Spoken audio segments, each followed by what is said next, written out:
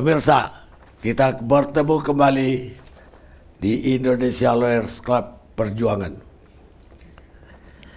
Malam ini kita akan membahas tema yang tiba-tiba juga menghangat di akhir bulan ini atau awal bulan ini, yaitu layakkah koruptor dihukum mati? Ini sebetulnya isu lama, tapi jadi bergema kembali karena Jaksa Agung dalam briefingnya dengan Kepala Kejaksaan Tinggi Kajari di Kalimantan menyuruh seluruh jajarannya mengkaji kembali wawasan atau kemungkinan hukuman mati untuk para koruptor. Sesungguhnya undang-undang kita sebetulnya sudah mencantumkan hukuman mati untuk koruptor, yaitu pasal 2 ayat 2 Undang-Undang Nomor 31 tahun 99. Namun dalam undang-undang itu hukuman mati baru bisa dijatuhkan untuk keadaan ketika korupsi itu terjadi, ketika keadaan negara dalam bahaya atau bencana alam, atau juga dalam krisis moneter dan ekonomi. Itu hukuman mati terhadap koruptor yang merugikan keuangan negara bisa dijatuhkan. Namun karena ini dilontarkan kembali oleh Jaksa Agung dalam briefingnya, dan sekarang Kejaksaan Agung roadshow ke daerah-daerah yang lain untuk mendapat pendapat juga dari para eksekutif di daerah-daerah, maka kita coba diskusikan juga di Indonesia Lawyers Club. Dan malam ini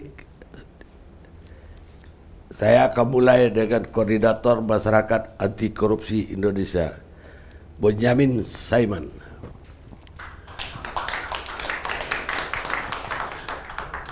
Makasih Bang Karni. Assalamualaikum warahmatullahi wabarakatuh. Saya sebenarnya selalu berharap kalau datang ke ILC itu karena membongkar perkara yang besar.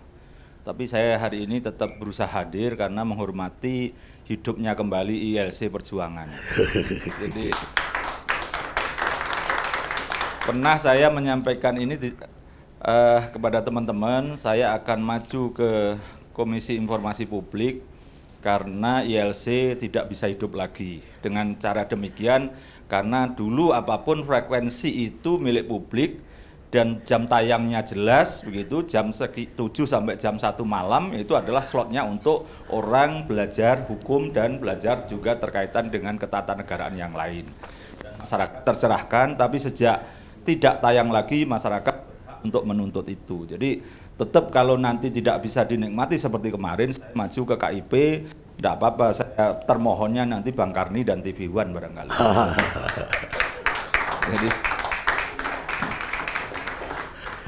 Jadi saya kira karena masyarakat membutuhkan itu gitu. Jadi kalau frekuensi publik ya harus dinikmati publik. Jadi karena kami rugi ya maju ke Komisi Informasi Publik, nanti adjudikasi dan kemudian mudah-mudahan diputuskan ILC tetap harus tayang seperti dulu lagi. Dan ini gratis Bang Karni, saya tidak minta upah. Siap. Tergugatnya saya kok. Nah, bagaimana pendapatnya dengan tema kita malam ini? Sebenarnya kalau apapun tetap saya kaitkan, yang sebenarnya layak untuk nantinya hukuman mati dari koruptor, apapun saya setuju itu karena ketika saya setuju terhadap proses hukuman yang menyatakan 10 tahun, 20 tahun, masyarakat tetap membuli saya dengan kalimat-kalimat tetap koruptor sekarang harus hukuman mati. Karena apapun remisi, bebas bersyarat, sekarang hidup lagi, maka ancaman hukuman 15 tahun paling menjalankan ya paling-paling maksimal 7 tahun. Itu sudah dapat asimilasi. Mereka semakin jengkel masyarakat itu dan mau tidak mau meskipun ini apapun nanti perdebatan parsial begitu, salah satu solusi ya memang korupsi, hukuman mati itu layak diterapkan. Nah kurang satu Bang Karni tadi alasannya adalah ketika berulang. Tapi rasanya tidak mungkin bahwa koruptor itu berulang. Tapi nyatanya berulang. Orang yang masuk Sukamiskin kemudian ada yang nyuap kepala lapas. Ini kan berulang. Nah, terhadap itu ya tetap masa sudah korupsi dihukum bersalah kemudian masih melakukan korupsi lagi. Jadi itu menyuap. Ya, apapun itu korupsi gitu. Nah, itu mestinya nanti pada level ini karena pengulangan, karena residivis, ya mestinya bisa diterapkan hukuman itu. Tapi terkait dengan terakhir perkara saya yang pernah saya urus itu, mestinya nanti yang layak dihukum mati itu adalah dalam kasusnya Pinangki dan Joko Chandra adalah kingmaker.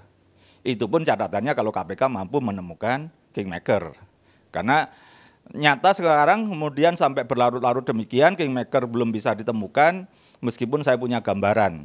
Dan pada posisi itu mestinya saya berharap maksudnya ini kalau dalam konteksnya adalah dia sutradara, pemberatannya sutradara, aktor intelektual, ditambah kira-kira kalau penegak hukum begitu, maka itu mestinya juga layak dilakukan hukuman mati karena dia khianat, pecah amanah dan rasuah. Itu kalau bahasa Melayunya. Jadi inilah yang saya berpikir masih tetap berpikiran, berpendapat hukuman mati tetap layak untuk diterapkan di dalam sistem korupsi kita. Dan sebenarnya apapun kan Pak Firly Bahuri juga sudah menyatakan hal yang sama kemarin waktu korupsi Bansos. Jangan korupsi nanti hukumannya mati. Tapi nyatanya setelah ada hukuman mati tuntutan aja cuma 11 tahun. Dan kemudian itu yang paling tinggi dan yang lain-lain juga tidak jelas mau kemana gitu. Dan saya belum tahu nanti arah perkembangannya apa ini, apakah diskusi kita nanti akan bisa memberikan perbaikan terhadap pemberantasan korupsi atau tidak, itu yang justru yang paling utama, bahwa perbaikan bahwa penegakan hukum ini bagaimana nanti bisa melakukan efek jera. Dan tadi siang ada seorang legislatif malah mengatakan yang penting uangnya kembali dan penegak hukum jangan di OTT. Nah, ini justru berseberangan lagi dengan kehendak masyarakat anggota legislatif kita. Jadi ya ini satu sisi kemudian korupsi bukan dianggap suatu proses yang khusus lagi, dianggap kejahatan biasa, dan justru suara-suara yang sebenarnya harusnya mewakili kepentingan masyarakat tapi malah semakin memberikan permisif dan toleransi terhadap kejahatan korupsi. Demikian Pak Karni. Maksud Anda undang-undang korupsi yang ada itu perlu diubah atau itu dilaksanakan? Itu aja dulu dilaksanakan. Kalau itu dilaksanakan kan berarti harus ada keadaan tertentu dari pasal 2 ayat 2 tadi. Iya betul, kan justru ayat 2 tadi, pasal 2 ayat 2 itu kan bencana alam, moneter, dan ketiga adalah pengulangan. Itu sudah ada tercantum di situ. Nah, untuk yang memang penambahan itu penegak hukum dan kemudian juga aktor intelektual, ya kalau toh tidak hukuman mati ya seumur hidup gitu loh kira-kira. Tapi itu aja dijalankan dulu dah. Nggak usah harus dirubah, nanti kalau dirubah malah jangan-jangan hilang pasal itu. Begitu ya? Ya. Baik, sekarang saya ingin mendengar pendapat dari mantan Wakil Ketua KPK, Saud Situmorang. Ya, sekali lagi saya menegaskan omongan saya 2 tahun yang lalu ya.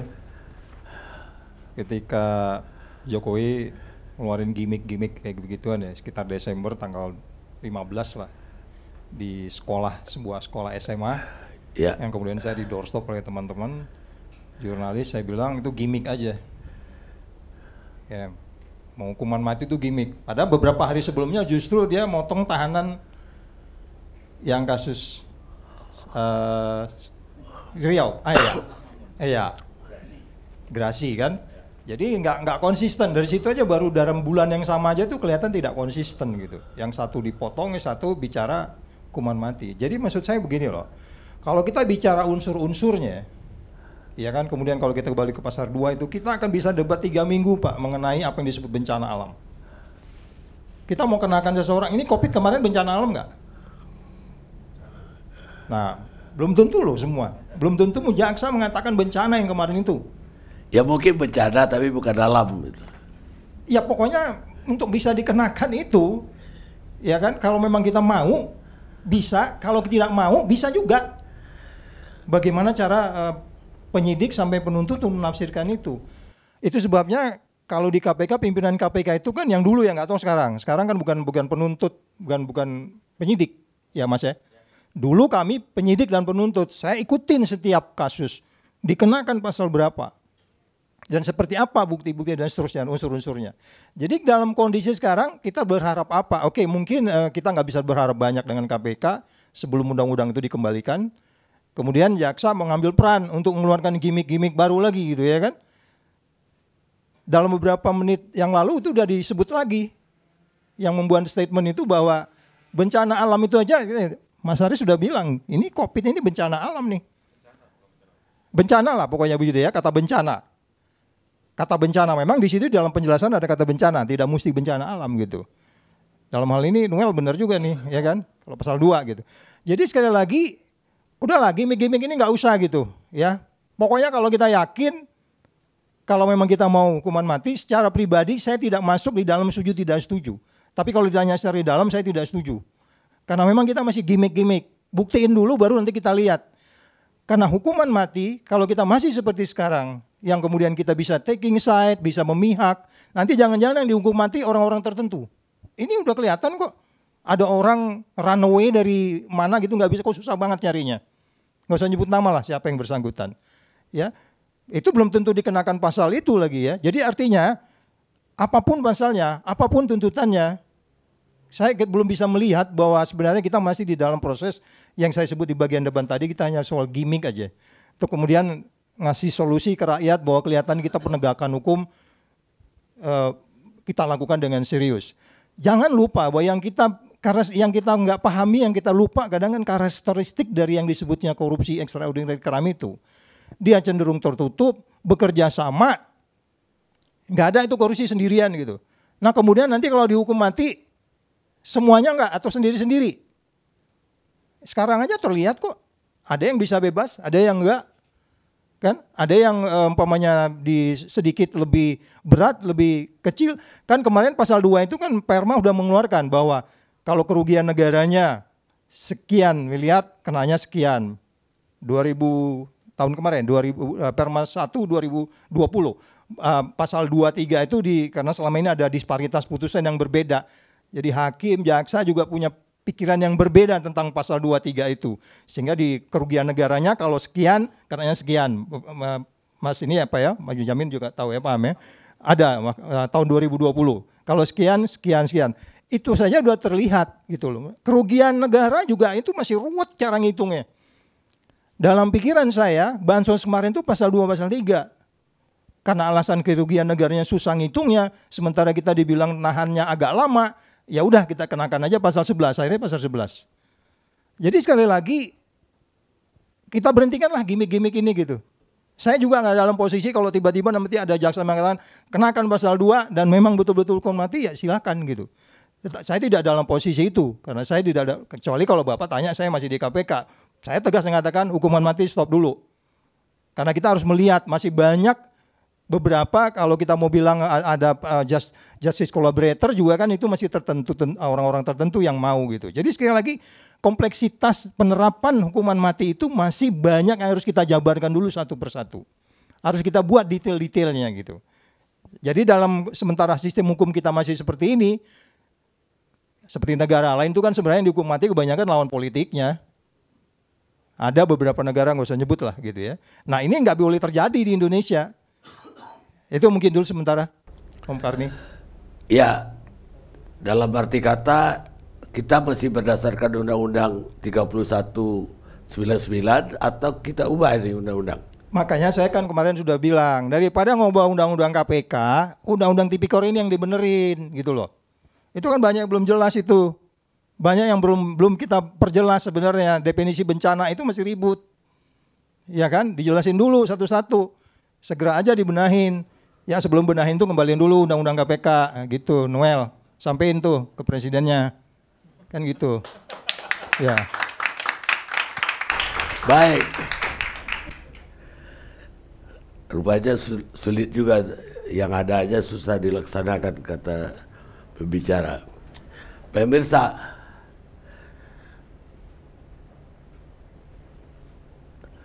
hukuman mati bukan sekedar mengeksekusi di meja eksekusi nyawa individu, tapi setiap eksekusi hukuman mati itu mengambil sedikit sisi kemanusiaan dari diri kita semua. Clint Smith, penulis Amerika. Kita rehat sejenak.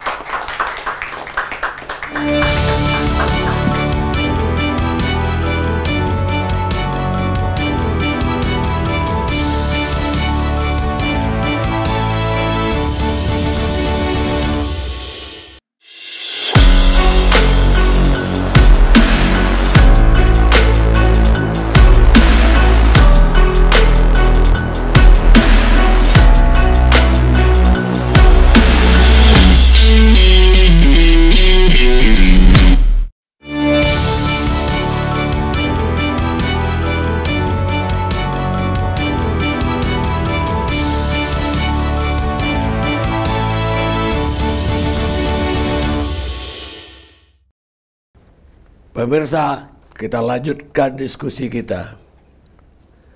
Criminal justice system kita masih banyak kekurangan dan kelemahannya. Kita tahu itu, tapi kita tidak mengakuinya. Kita telah berusaha untuk memperbaikinya, tapi tetap saja kelemahan itu masih ada. Jadi argumen yang paling kuat untuk melawan hukuman mati adalah bahwa criminal justice system kita masih banyak kekurangan dan kelemahannya. Elliot, Gubernur New York ke-54. Sekarang saya lanjutkan diskusi ke Immanuel Ebenezer, Ketua Jokowi Mania. Ya, terima kasih Bang Karni. Ini perdebatan ini sebetulnya perdebatan yang menurut saya lebih pada persoalan yang sangat substansial yang menjadi problem bangsa ini. Saya masih ingat berapa tahun yang lalu sebelum ILC ini vakum ya, terakhir kedua saya masih bicara tentang hukuman mati.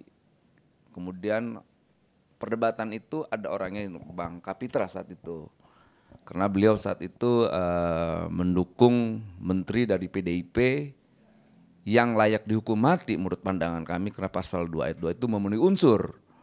Gitu. Dan kita juga melihat hari ini ada lagi menteri yang di lingkaran presiden yang bermain-main dengan persoalan ini lagi. Dan ini menurut kami mereka layak-layak untuk dihukum mati. Udah nggak bisa lagi bangsa ini berkompromi dengan orang-orang atau pejabat-pejabat yang kultur dan karakternya seperti ini. Ini bangsa ini seperti negara dimasukin para gangster korup ini. Akhirnya nggak akan pernah tuntas. Mau sehebat apapun presidennya, mau sehebat apapun sistem dan hukumnya, kalau masih mereka juga yang bermain di lingkaran kekuasaan ini, saya yakin nggak akan bisa jalan bangsa ini dengan maksimal. Kenapa saya sampai detik ini tetap konsisten? Saya ini orang yang sangat Kristen sekali. Saya harus melanggar etika saya sebagai orang Kristen. Saya harus mengesampingkan kekristenan saya bicara tentang hukuman mati itu sendiri. Kenapa? Udah terlalu akumulatif dan muak. Apa yang bisa dipercaya di Republik ini? Penegak hukum juga nggak bisa dipercaya. Pejabatnya apalagi. Kemudian senayannya, politisi nggak ada yang bisa dipercaya. Saat rakyat menderita, saya sebagai relawan Pak Karni yang bicara soal PCR, kita gugat itu yang namanya Inmen. Masa persoalan keuangan negara yang sifatnya memaksa memakai instruksi menteri? Seharusnya kan pasal 23 Undang-Undang 1945 ayat 2. Tapi dipakai instruksi menteri. Ini kan kejahatan yang berlindung dalam regulasi atas nama negara. Lalu kemana KPK? Lalu kemana penegak-penegak hukum yang lain? Lalu kemana juga namanya wakil rakyat? Gak ada satupun yang berpihak kepada rakyat. Berapa banyak rakyat harus mati karena perilaku korup. Di daerah-daerah, di kota-kota. Dan itu fakta. Dan kenapa kami tetap konsisten bicara tentang mereka layak untuk dihukum mati? Ya itu, mereka tidak punya rasa kok. Apalagi dengan keadaan sekarang yang masih pandemik, yang masih merajalela, mereka coba membuat narasi-narasi yang menakutkan, mereka bisa menentukan kapan itu COVID ada, kapan itu bisa diturunkan harga, kan gila ini. Ya penegak hukumnya menurut kami sampai detik ini tidak ada tuh sedikit responsif untuk kasus pandemik ini. Jadi kategori bencananya kena di situ. Loh sangat kena dong, unsur kebencananya jelas, pasal 2 ayat 2 itu. Nah problemnya, apakah institusi penegak hukum ini punya keberanian? Saya yakin tidak. Saya punya keyakinan tidak. Kenapa? Ya mereka bagian daripada elit-elit kelompok partisan ini sendiri. Ya mereka kan produk politik.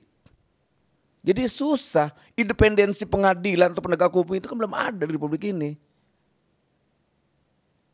Ya kami juga harus mengkritik semua dong. Oh saya ini pendukung Presiden Jokowi. Saya punya tanggung jawab politik dan moral terhadap presiden yang saya pilih. Makanya saya selalu menjadi orang yang selalu berbeda dalam sikap, dalam melihat kekuasaan.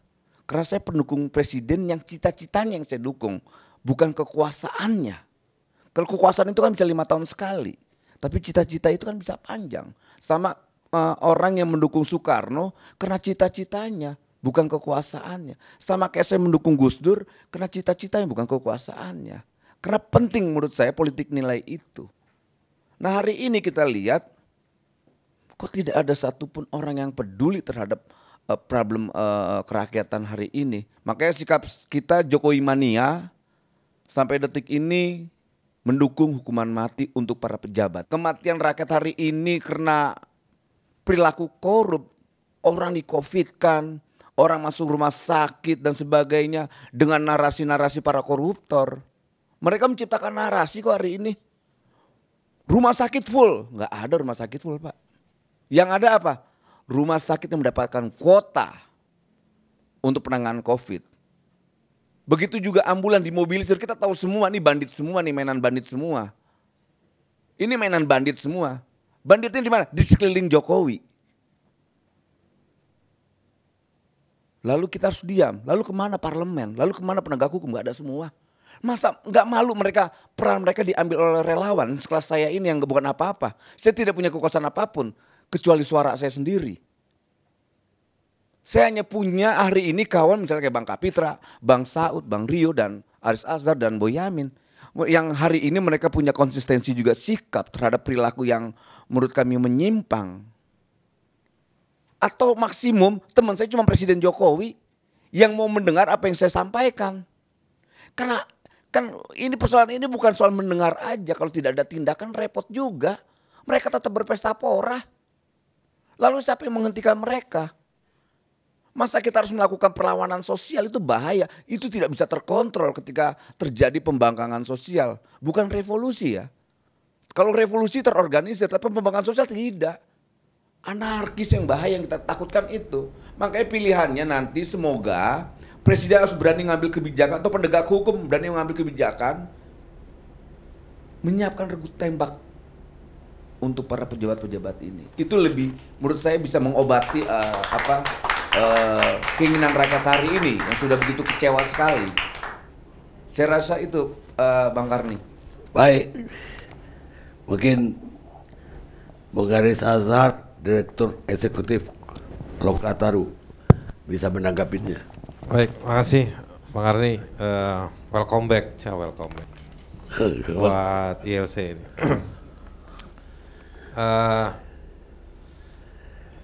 Sebenarnya begini, materi yang sebelah sana sama sebelah sini sama nih. Cuman konklusinya beda. Kalau saya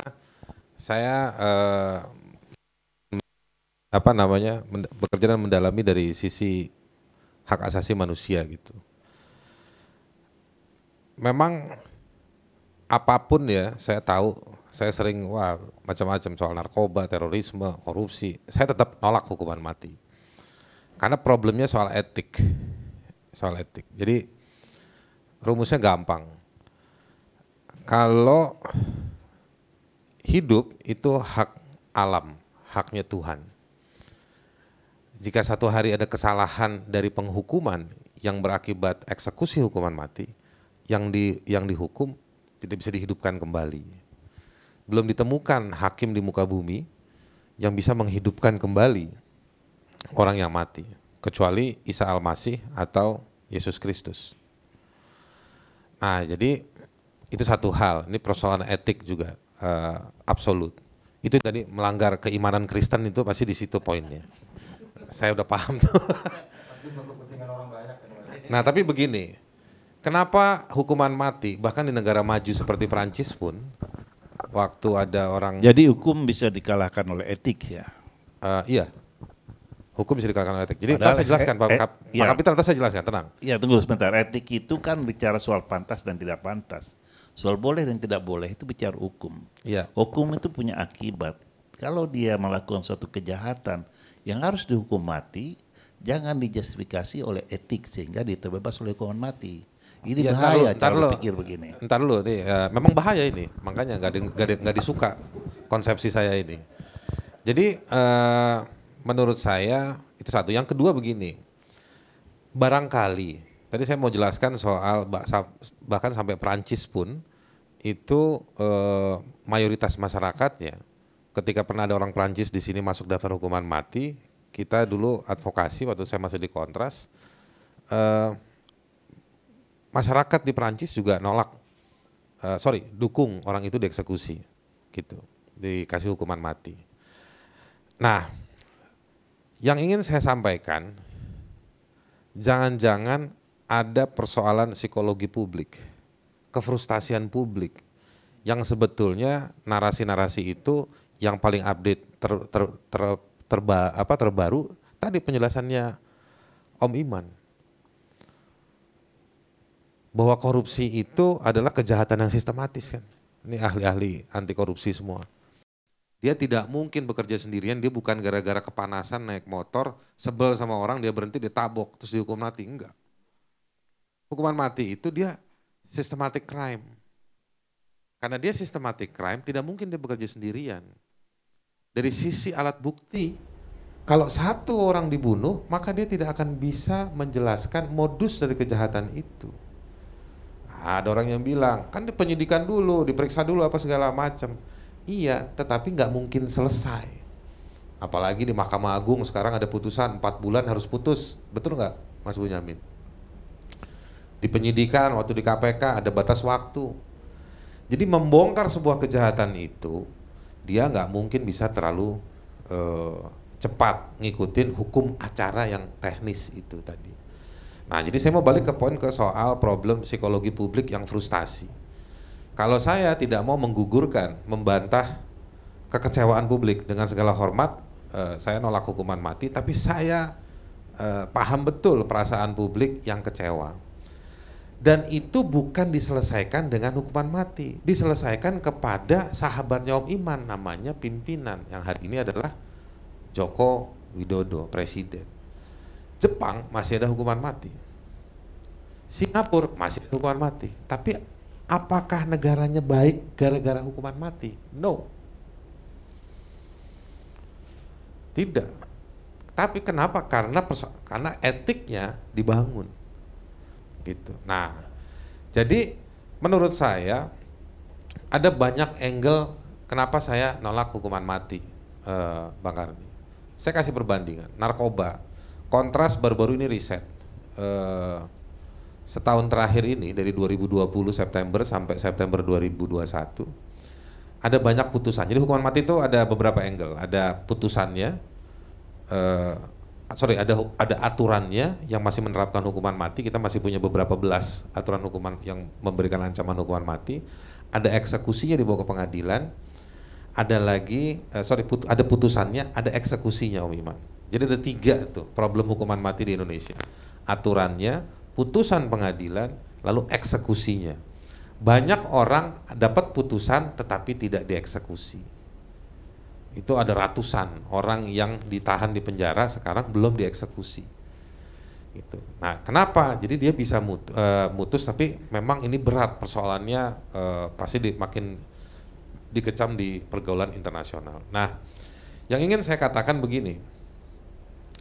Dari kerumitan ini ada beberapa indikator. Satu, kesepakatan ahli hukum dan HAM internasional mengatakan kita mendorong supaya negara-negara menghentikan eksekusi. Menghentikan eksekusi. Ya udah kalau masih ada putusan ya udah deh, tapi jangan eksekusi. Kalau bisa jangan ada putusan meskipun masih ada undang-undangnya atau aturan regulasinya. Nah itu kira-kira gambarannya begitu Bang Karni. Jadi masih ada tahapan-tahapan. Nah yang kedua dikatakan kalau memang mau ada proses hukum yang orangnya terancam kena hukuman mati, harus dipastikan semua indikator-indikator teknis dalam penegakan hukum harus dipenuhi. Kenapa? Karena untuk mengexhausted upayanya, sampai benar-benar tuntas, Om Iman. Karena ini bakal ngambil nyawanya. Tadi yang saya bilang nggak boleh ada kesalahan. Karena sekali diambil dia harus benar-benar tidak bisa dibantahkan putusan tersebut. Nah saya banyak dikecam kayak Pak Kapitra itu bilang, Anda meragukan, saya pernah lebih kejam lagi dari Pak Kapitra pernah. Jadi Anda meragukan putusan pengadilan? Iya. Emang nggak boleh putusan pengadilan dikoreksi? Pak Bunyamin, lawyer nih, boleh kan? Makanya ada mekanisme kasasi. Tetap harus dihormati, tapi kalau rasa tidak puas boleh disampaikan. Boleh. Tetap boleh dikritik, tetap boleh. Boleh. Ada kasus di tahun berapa tuh gelombang ketiga eksekusi hukuman mati zamannya Pak Jokowi. Yang ramai waktu itu Freddy Budiman, tapi sebenarnya ada satu kasus yang menarik. Saya lupa namanya. Ternyata berkas permohonan PK-nya nyangkut jadi tumpukan map. Ada beritanya. Saya sebutin merek nggak apa-apa Pak ya beritanya ya. Nggak apa-apa. Detik.com. Ada berita di Detik.com. Bukan PK itu Haris, aku tahu persis. Itu bukan PK ya? Grasi. Oh, grasi. Permohonan grasinya. Ya, permohonan grasinya nyangkut. Sebenarnya sudah masuk di pengadilan dan harusnya masuk ke istana dan tidak boleh dieksekusi karena betul. Selama ada undang-undang grasi mengatakan pasal 13 boleh dihukum, tidak boleh dieksekusi kalau grasinya belum masih ditolak. Ada kesempatan. Ya. Nah, jadi terlepas dari kita setuju nggak setuju soal hukuman mati, ada problem soal etika pejabat atau etika penegak hukum, kedisiplinan, integritas yang harus diajawantahkan dalam prakteknya, bukan dalam perdebatannya. Nah, saya punya banyak argumentasi, tapi terakhir saya mau kasih satu lagi tambahan supaya nanti kita bisa diskusi lebih lanjut. Tapi di sesi awal ini saya mau bilang, imajinasikan psikologi orang yang mengeksekusi. Dan di mana tunjukkan sama saya putusan pengadilan yang mengatakan bahwa misalnya Haris Azhar dijatuhi hukuman mati. Oke. Sekarang saya sering membaca berita orang yang dieksekusi hukuman mati. Mari kita imajinasikannya agak mengerikan. Waktu dibilang dia harus mati sebagai hukuman dan dilakukannya di Indonesia dengan regu tembak tadi yang Saudara Iman sampaikan. Waktu milimeter pertama peluru itu masuk ke jantungnya, siapa yang bisa memastikan? Putusan pengadilan mana yang bisa memastikan bahwa hitungan sepersekian detik orang itu mati? Gak ada studinya. Mungkin studi forensiknya ada tapi gak pernah dibuka. Karena setiap habis dieksekusi dokter datang memeriksa dan itu harus dijadiin rekor. Yang poin saya apa? Orang butuh berapa detik atau berapa menit untuk menemukan ajalnya. Jadi ajal dan ketika peluru itu masuk ke badannya. Kalau misalnya butuh 2 menit, dia nggak ada dalam putusan pengadilan, Pak Saud. Nggak ada, bos. Itu namanya penyiksaan terhadap orang yang sekarat. Siapa yang harus dihukum?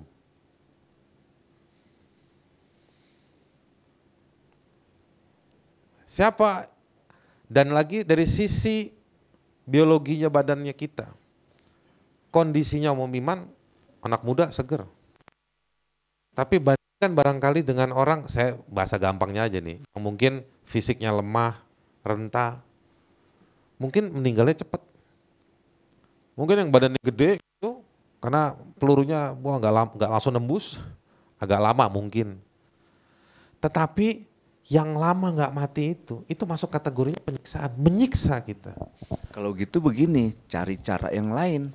Nggak ada, sudah pernah di riset. Karena itu kan persoalan teknis doang. Ya nggak bisa dibilang persoalan teknis. Kita kan tidak membahas persoalan teknis dia mati, dia ngerasain dan sebagainya. Ya itu pernah didiskusikan juga. Ada diskusinya begini lucu. Cara mana yang paling humanis menghukum mati?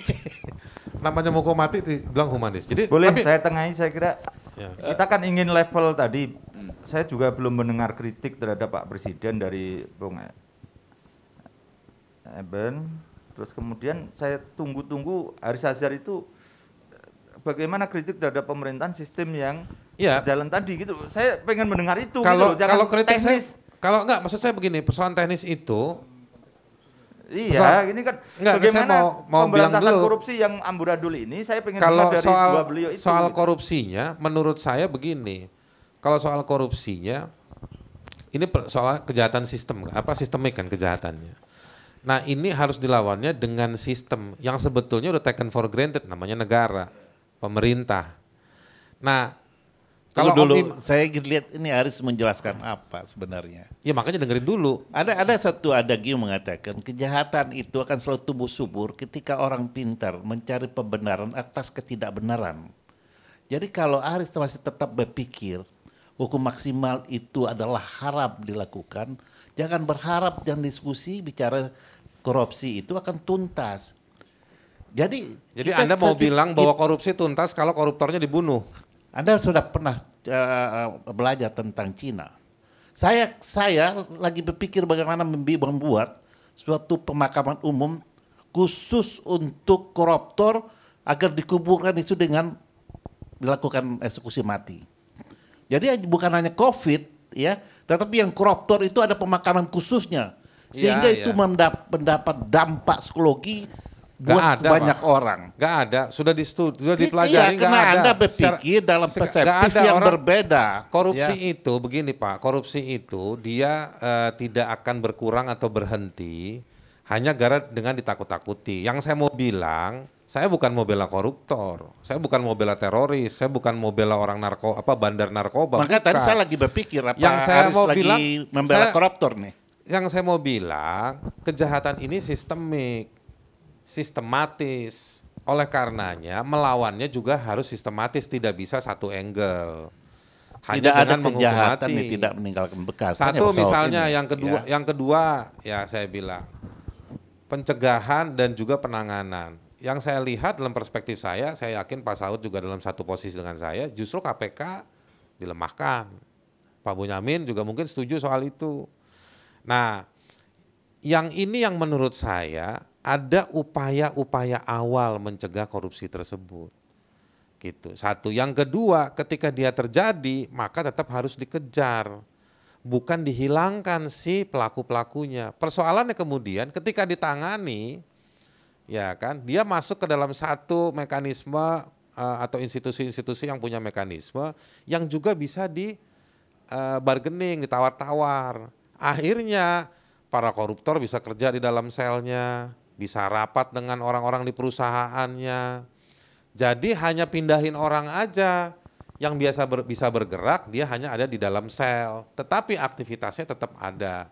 Toh gini loh, setidaknya rancangan undang-undang KUHP kita, nanti hukuman mati itu ada model begini, diuji coba 10 tahun, kalau berkelakuan baik tidak jadi dihukum mati. Terus nanti juga korupsi tadi kalau berulang maka dihukum mati, kan residivis. Nah, kalau soal lama tadi justru kemarin saya ketemu orang yang jaksa eksekutor yang lebih lama mati itu ternyata terpidana perempuan. Enggak tahu ceritanya bagaimana, dicatat betul itu justru yang perempuan lah yang paling rentan hilang nafasnya paling lama. Paling lama perempuan. Ya, kalau laki-laki cepat katanya gitu. Ya, tapi itu kan pembedaan kelamin kan, nggak ada ukuran intermezzo sama. aja, Iya. lanjut. Jadi sebagai penutup Bang Adi, saya cuma mau bilang bahwa ada banyak argumentasi yang intinya pertama-tama harus diperbaiki sistemnya dulu. Bahwa korupsi, kejahatan itu harus ditangani, dilawan, diminimalisir, dipukul mundur bahasanya KPK, saya setuju. Ya kan, tapi kok menghukum mati itu nggak menjamin. Nah, saya khawatir Justru terakhir, benar-benar terakhir, saya khawatir narasi menghukum mati koruptor yang disampaikan Jaksa Agung ataupun siapapun itu hanya dipakai untuk membangun bargaining fulus lagi nanti. Nakut-nakutin, Jadi buat seperti yang saya nakut-nakutin. sampaikan tadi, gimmick aja. Jadi gini Pak Karni, kalau Indonesia penindak persepsi korupsinya kan 37 ya, dari 1 sampai 100, skala 1 sampai 100. Negara-negara yang indeks persepsi korupsinya tinggi itu hukuman mati udah nggak ada di negara itu, nggak relevan sebenarnya. Iya. Jadi bukan ini Noel, Mas, bukan ini Pak ya, bukan kita ini artinya dalam posisi udahlah pokoknya kita harus penjarain semua mereka itu gitu.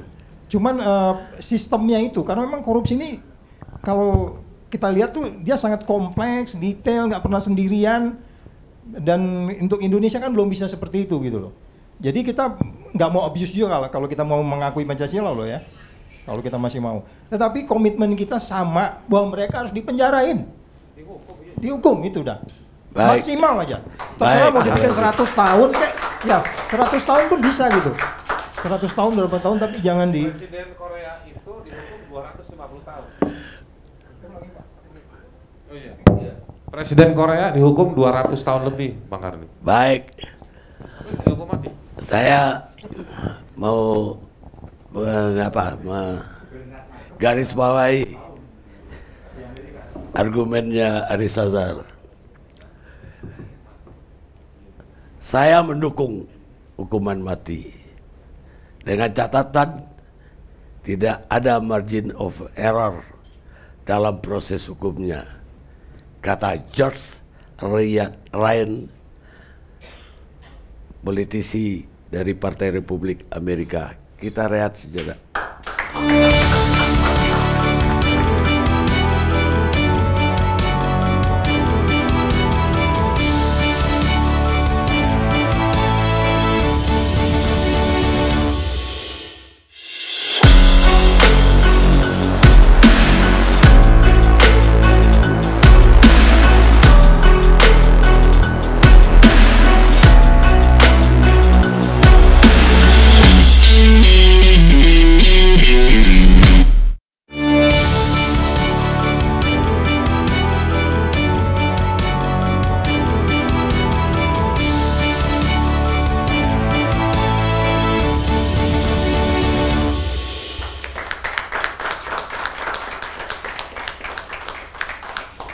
Pemirsa, kita lanjutkan diskusi kita.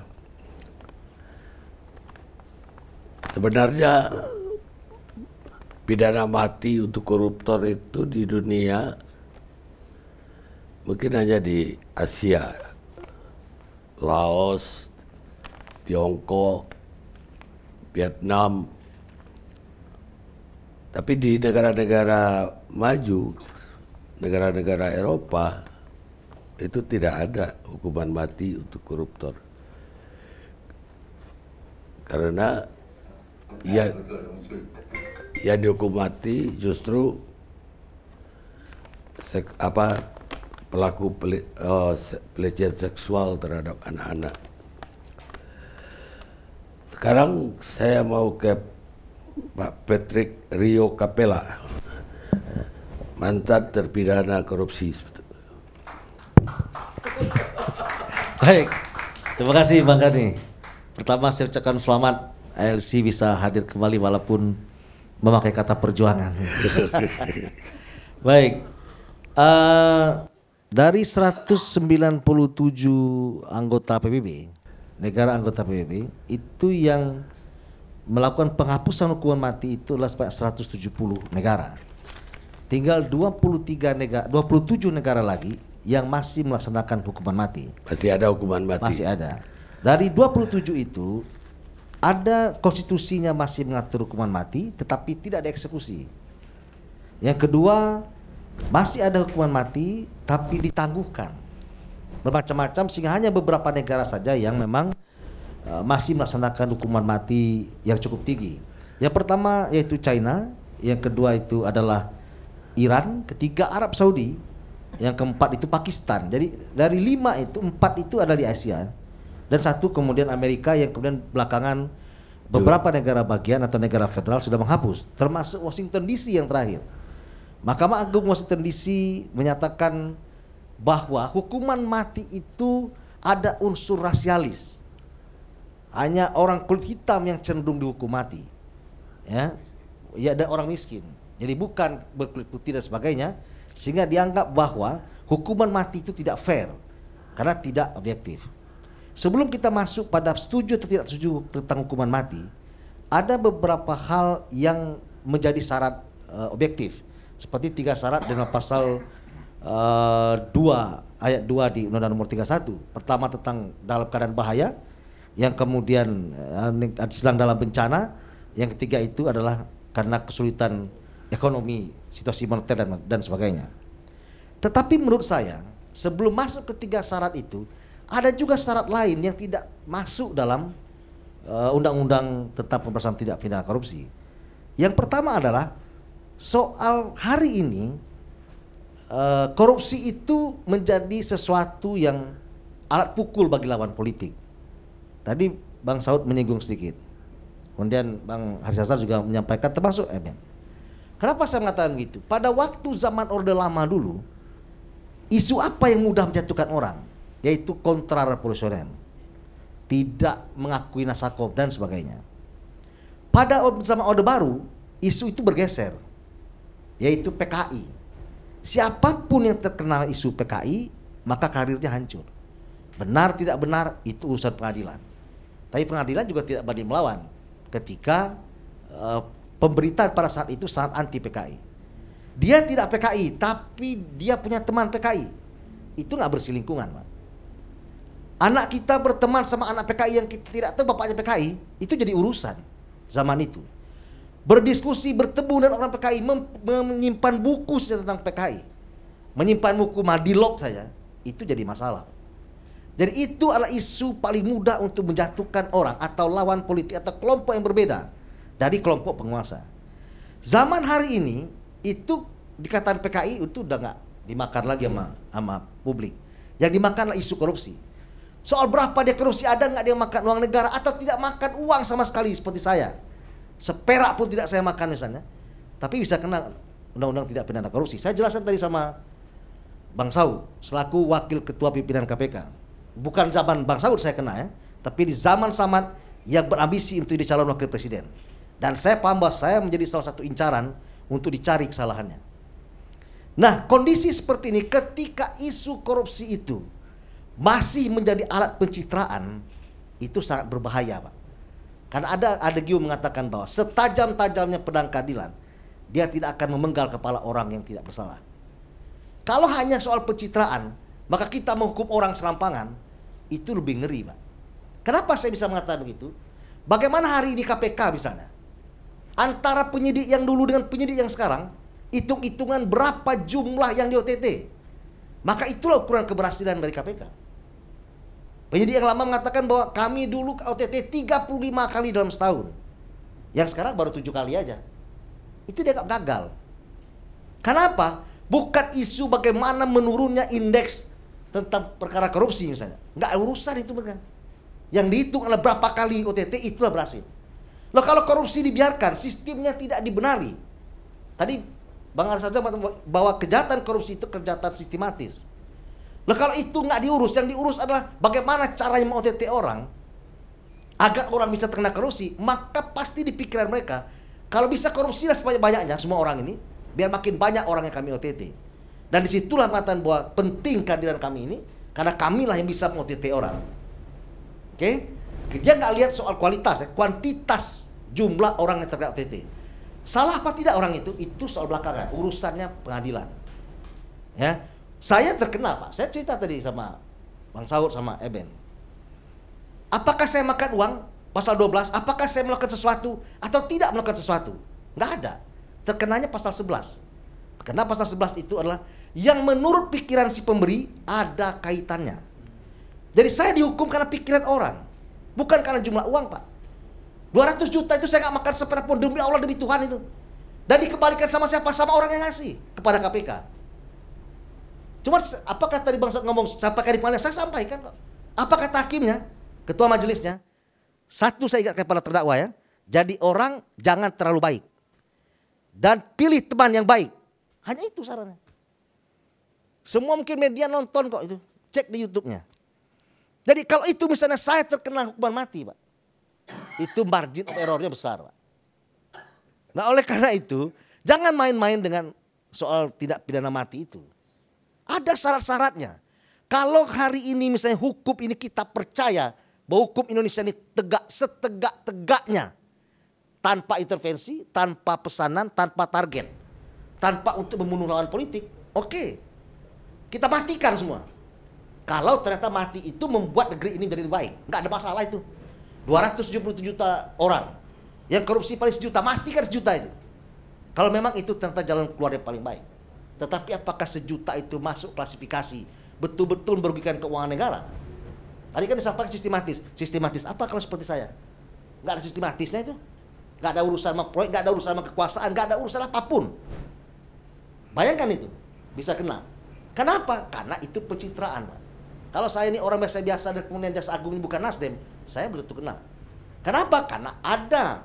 Saya dipanggil ke istana untuk melakukan barter agar Abraham Samad dan Bambang Wijayanto tidak dikenakan tersangka dan diteruskan oleh Kejaksaan Agung. Mau dibarter sama saya. Saya belum ditetapkan tersangka, Pak. Maka saya bingung, saya tersangka. Masalahnya apa ini? Cuma masalahnya saya ada pada tempat yang salah dan situasi yang salah pada waktu itu. Itu kira-kira. Jadi hati-hati. Karena bukan pimpinan, bagi penyidik yang berkuasa pada waktu itu penting. Karena saya sudah ingatkan ini gara-gara Samad mau jadi wapres dan enggak jadi, ini jadi masalah bagi kita semua. Karena dia masih jadi pimpinan KPK. Karena dia ditawari Jaksa Agung tidak mau pada waktu itu. Kalau Jaksa Agung biar saya tetap jadi ketua KPK. Saya feeling, Pak. Kenapa pada waktu itu dua partai yang cukup berpengaruh untuk mendukung Jokowi, yang penyelenggara itu cuma saya sendiri, Pak. Bukan ketua umum Nasdem, bukan ketua umum PDIP, bukan sekjen PDIP. Hanya saya. Dan itu saya keliling Indonesia, saya cerita hati-hati kita semua ya. Kita pasti diincar oleh KPK ini. Kata BG kena dulu, yang kedua saya, Pak. BG bisa selamat karena melakukan pra-peradilan. Saya mengajukan pra-peradilan, Mas Bang Aris. Dalam pasal 77 itu mengatakan 1 minggu hakim harus bisa menetapkan jadwal. Dan hakim. Itu 3 minggu baru keluar, Pak. Pada saat itu keluar ditunda-tunda, pada saat itu saya diperiksa diserahkan P21, kemudian hari itu juga Pengadilan Negeri Jakarta Selatan membuka sidang saya mundur aja, tarik. Gak ada gunanya, Pak. Karena saya pikir sudahlah, ini lawan, ini bukan lawan orang, ini lawan sesuatu yang hari ini, waktu itu ya, semua orang takut, hakimnya pun takut. Jadi kalau Wakil Menteri Hukum HAM mengatakan bahwa saya tahu ada para penyidik KPK yang menekan hakim untuk jangan main-main untuk melepaskan, itu terjadi, Pak. Baik, jadi Ya, kesimpulannya adalah mati tidak mati, lihat situasi dan kondisi yang objektif.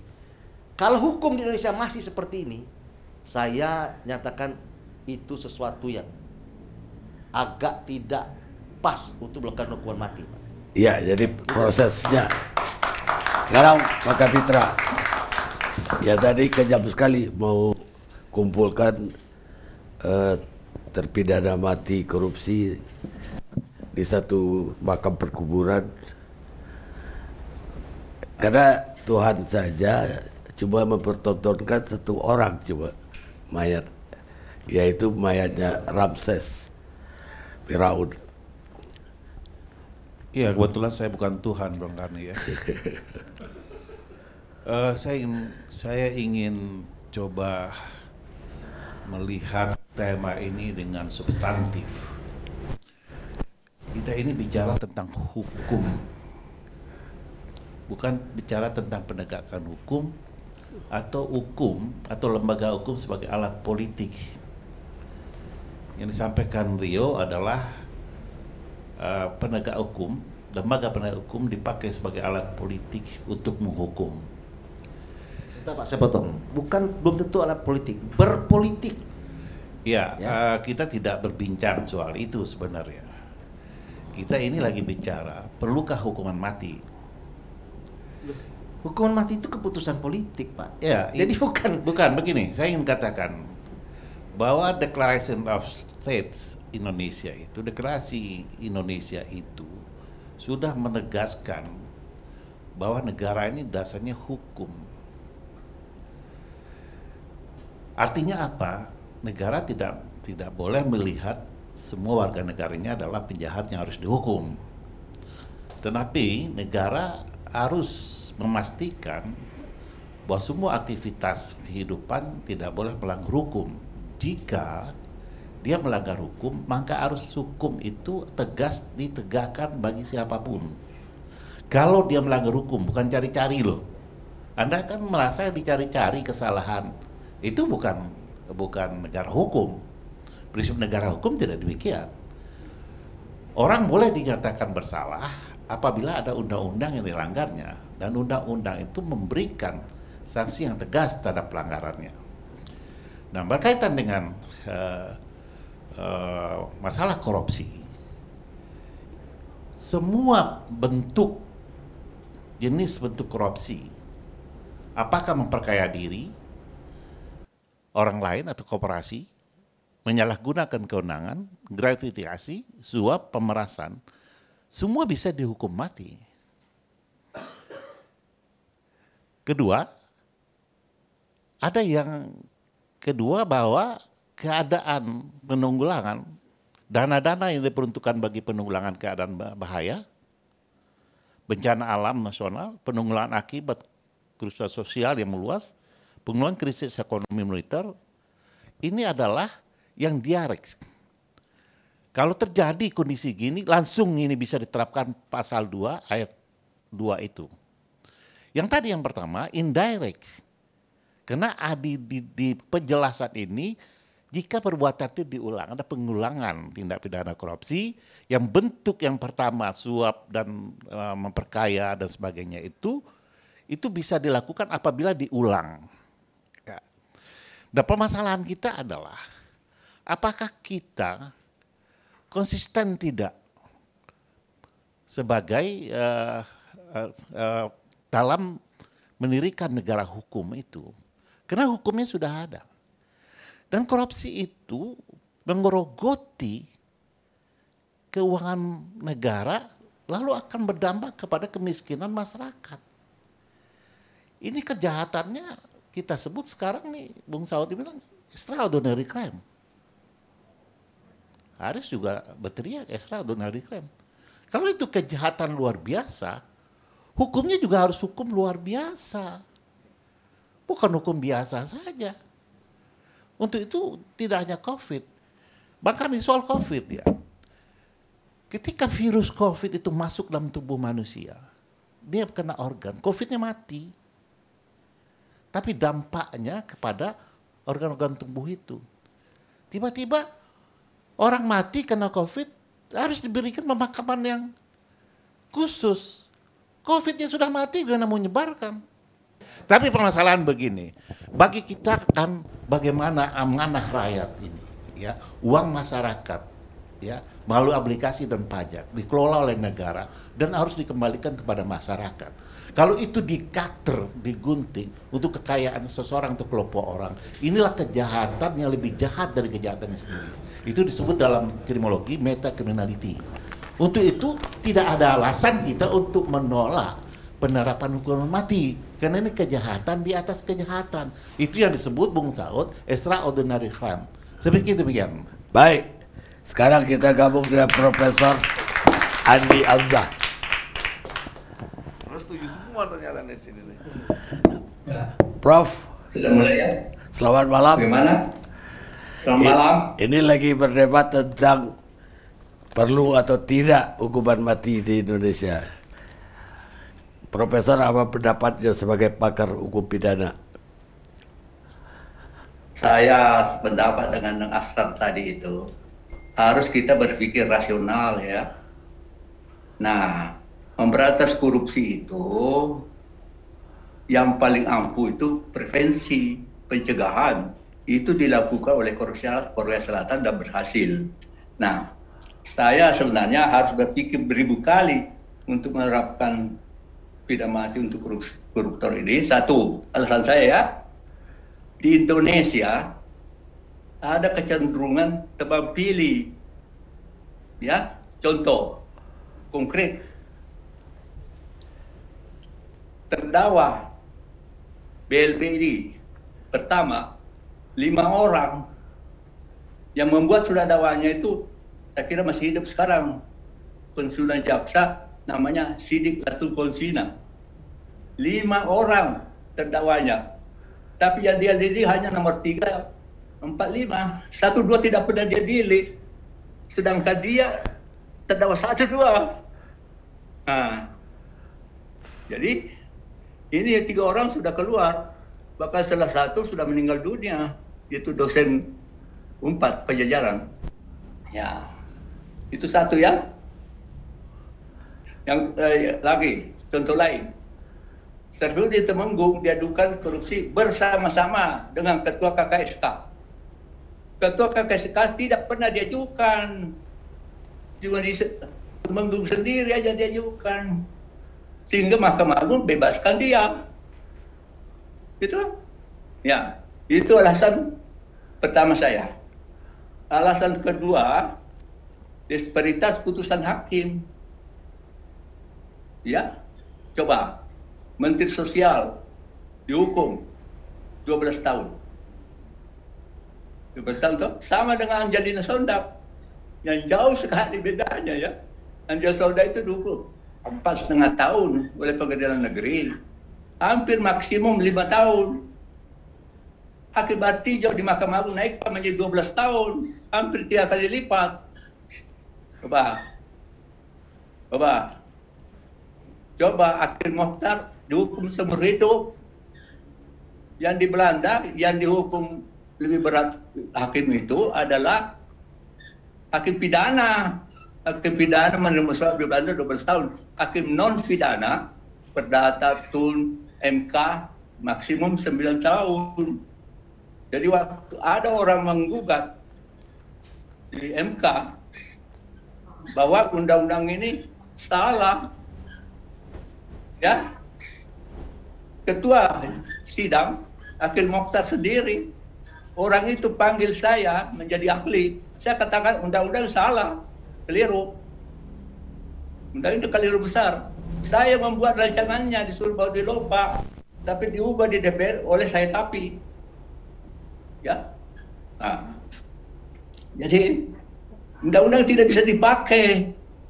Tadi KPL mengatakan dia dihukum berdasarkan pasal 11. Pasal 11 itu 5 tahun. Disalin dari pasal 418 KUHP, 6 bulan saja di KUHP itu. Pasal 418 disalin dari pasal 362 KUHP Belanda, 3 bulan di sana. Mengetahui bahwa kacau menerapkan pasal ini di Indonesia, 1 Januari 2015, pasal 362 Belanda, yang menjadi pasal 11 itu dicabut. Undang-undang itu keliru. Ya, jadi disparitas putusan hakim. Bagaimana Ustaz Ishak, siapa itu? Presiden PKS. Dihukum jauh lebih tinggi. Sedangkan dia tidak menerima suap, dia memperdagangkan pengaruh yang belum ada undang-undangnya. Apalagi Fatona ini swasta. Subjek menerima suap itu harus pegawai negeri, mutlak harus pegawai negeri. Nah, mereka juga lebih berat. Berdua itu, ya kan? Nah, disparitas putusan hakim. Ada terlalu tinggi, ada yang rendah. Gitu. Itu alasan saya. Alasan yang ketiga, undang-undang ini keliru. Undang-undang ini keliru, salah. Tidak bisa dipakai. Undang-undang nomor 20 tahun 2001. Buktinya salah, saya membuat. Diperintahkan oleh Menteri Bahlil Lopa membuat rancangan undang-undang nomor 20 tahun 2001. Yaitu merubah undang-undang 3199 itu. 7 profesor membahas rancangan yang saya buat, baru kirim dari DPR. Dikirim ke DPR, diobrak-abrik di DPR. Yang memimpin obrak-abrik itu Profesor Saitapi almarhum. Dibilang saya ini, Hamsa itu apa itu? Jadi saya tinggal ke DPR. Setelah diketok Palu, yang ganti gaya Profesor Indra Tuseno Haji. Saya katakan bagaimana? Sudah beres Pak, sudah ketok Palu, setuju DPR. salah ini, salah besar. Kenapa? Pegawai negeri terima suap 3 kali, 11 5 tahun. Pasal 5 ayat 2 5 tahun. Pasal 12 AB seumur hidup.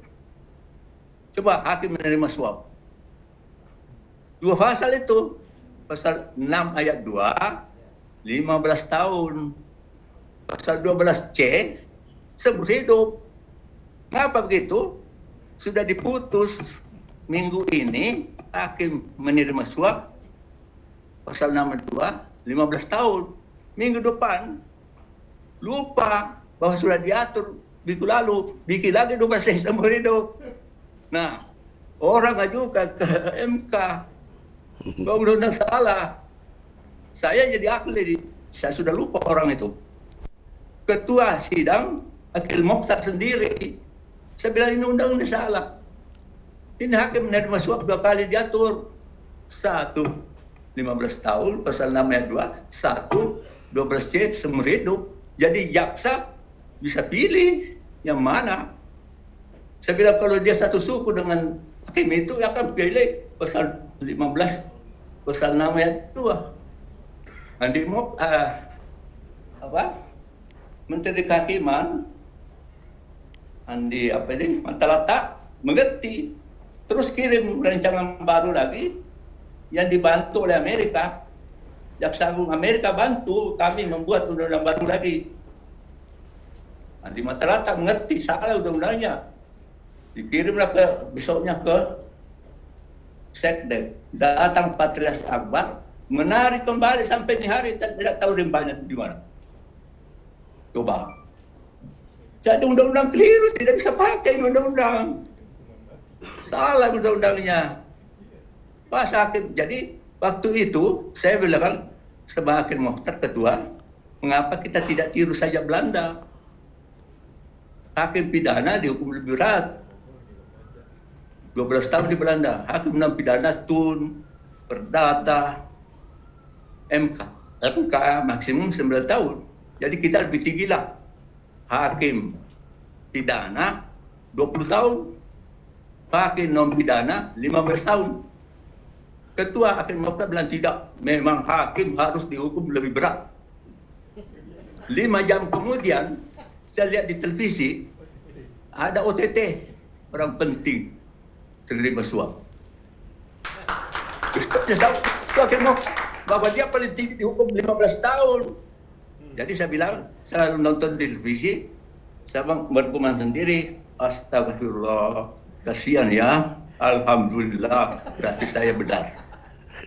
Baik. Itu yang saya mau komentar. Baik, Okay? Prof. Nah, jadi jangan pakai undang-undang salah ini, tidak bisa. Andi Matalata sudah kirim ke Seknek, pas sudah ditarik, baru mau pakai undang-undang yang dibuat oleh Bappenas, oleh Profesor siapa ini? Romli.